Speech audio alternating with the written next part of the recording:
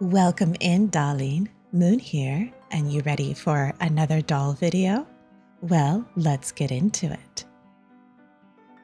Clowns can be cute or creepy, and I'm sure many of you remember those vintage porcelain clown dolls that were super popular in the 90s. Well, I wanted to do my take on a clown doll that's a little fashion, a little grotesque, and a little emotionally damaged. I came up with this clown character, later dubbed CeeCee, short for Cursed Clown, by Twitch chat, because the only way to explain why I had problem after problem with her was because she had to be cursed. I think this clip sums up the process pretty well. This doll, I swear to God,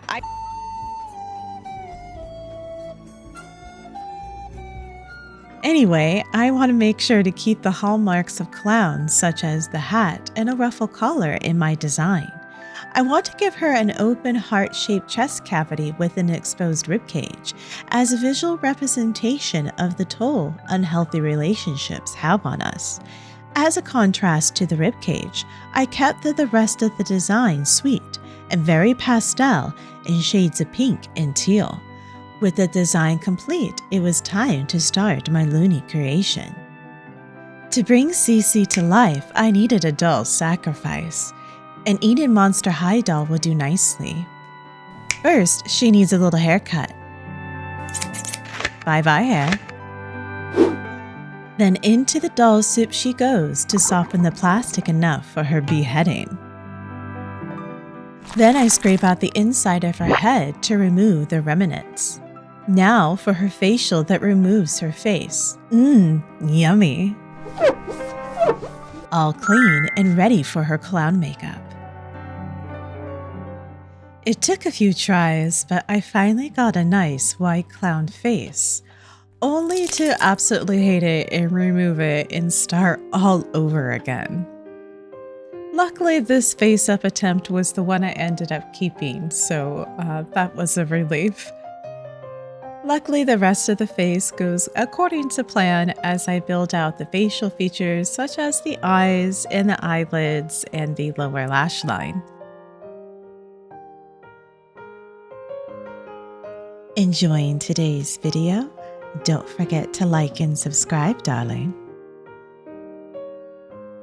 I do believe this is my most emotive face I've done on a doll before, and getting these eyebrow hairs just right was definitely a challenge.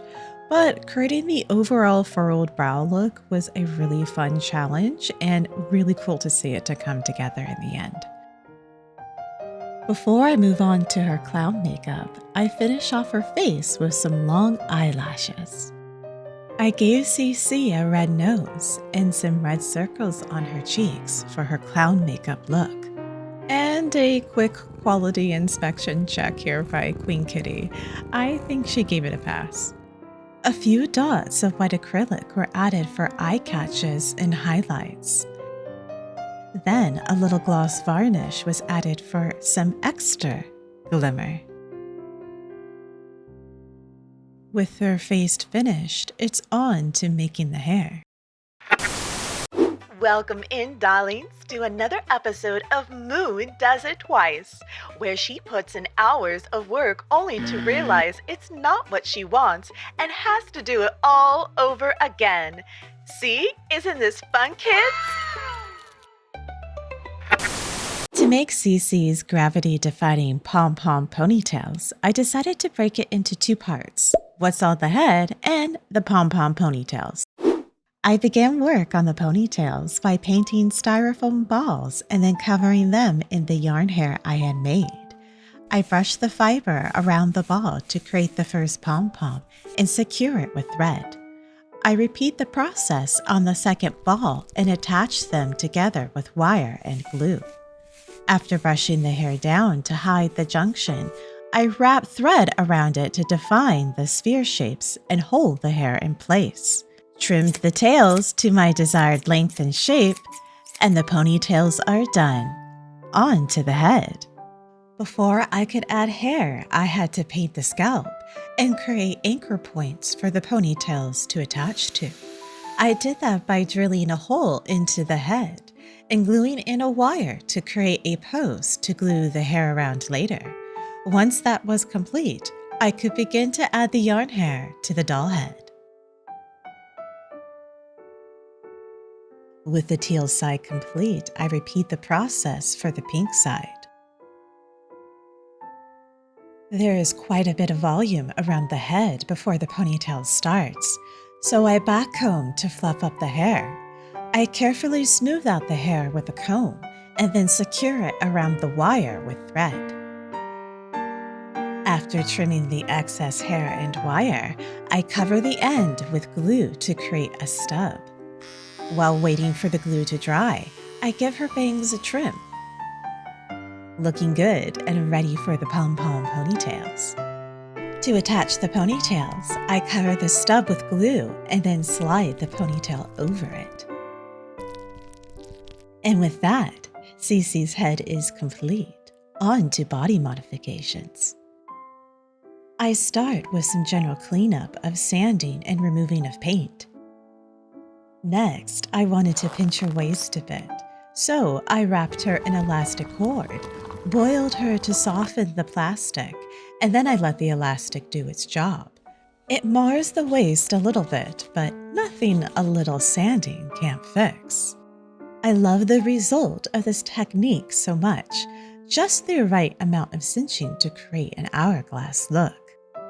Next up on creating CeeCee was to tackle her open chest cavity and exposed ribcage part of her design. I prepped Dolly here for her open heart surgery by drawing out the heart, and then I get to cutting. Almost there.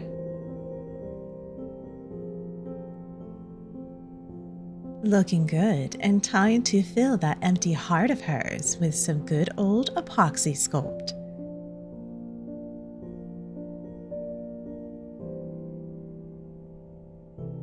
Done with the heart cavity, but her time in the jacuzzi left her with some rather loose legs, making her near imposable, and that just will not do here. So I used some clear hair ties shoved into her leg joints, and that made things much better. Finally, on to some body blushing. This is definitely one of my favorite parts of doll customization. To blush the body, I give her a coat of Mr. Super Clears and then paint her with chalk pastels.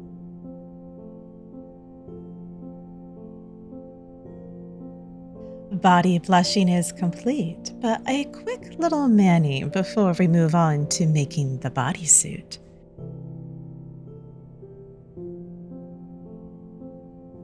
CeeCee cursed me many times while working on her bodysuit, from patterning to embellishing technique to color cohesiveness.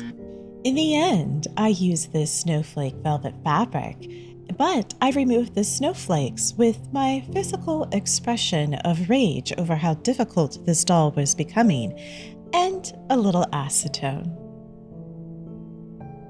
Once the snowflakes were gone, I dyed the fabric with teal fabric dye.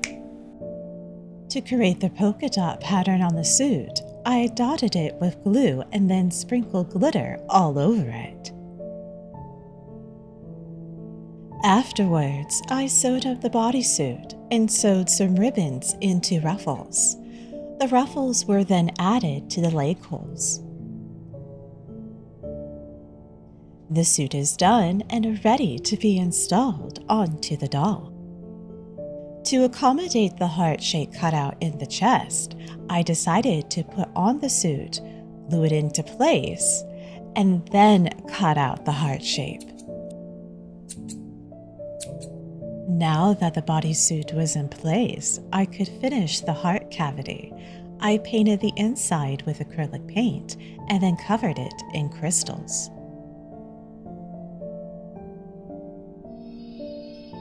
Now that she's looking like a geode, it's time to make the ribs, which, of course, took, 1, 2, 3, or 4 tries before I finally got it right with some sculpty here. A small paint job later, and I was ready to make her broken heart. The heart was casted out of UV resin, and then I used my Dremel to carve a broken line down the center. I painted the inside that I carved out to make it more visible, and then I glued it inside of the ribcage. Using a hole I drilled earlier, I glued the ribs into place. I then made some more ruffles from ribbon and then glued those around the heart cavity opening. With the bodysuit complete, it was on to the rest of the outfit. Next up, I needed to make her puff sleeves, and to no one's surprise at this point, these presented their own challenges as well in patterning and coloring departments. But once I had my plan of attack, I used my drawing tablet to make a template of the pattern I wanted to draw on the sleeves. Using a template would help ensure I would maintain my desired spacing as I drew the sleeve pattern on the fabric. Next up, I did the glitter and glue combo again to add some sparkles to my sleeve design. And now that I have completed my design on the fabric, I can cut it out and sew up my sleeve. I repeat the same process for the blue side, but in a polka dot design. And now the two puffy sleeves are complete and it's on to the boots. CeeCee has an asymmetrical boot design with one tall boot and one short one. For the tall boot, I start with this rib fabric and dye it the same color as the bodysuit. I sew it up and then stuff a small amount of batting into the toe tip. I shape it and sew it into place. Using a marker, I drew hearts all over the stocking, and another glue and glitter combo round to add the final touch to the heart design. The shorter boot was a bit more of a challenge, of course, and after 101 tests, I got to work.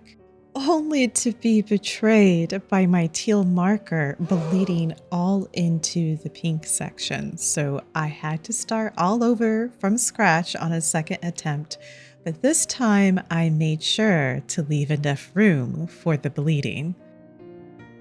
Once complete, I went ahead and sewed it up and did the same batting in the toe technique as I did on the other boot.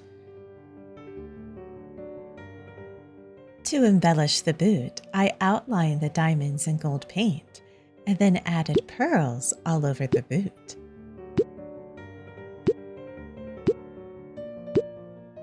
Done with the short boot and on to making the soles and heels.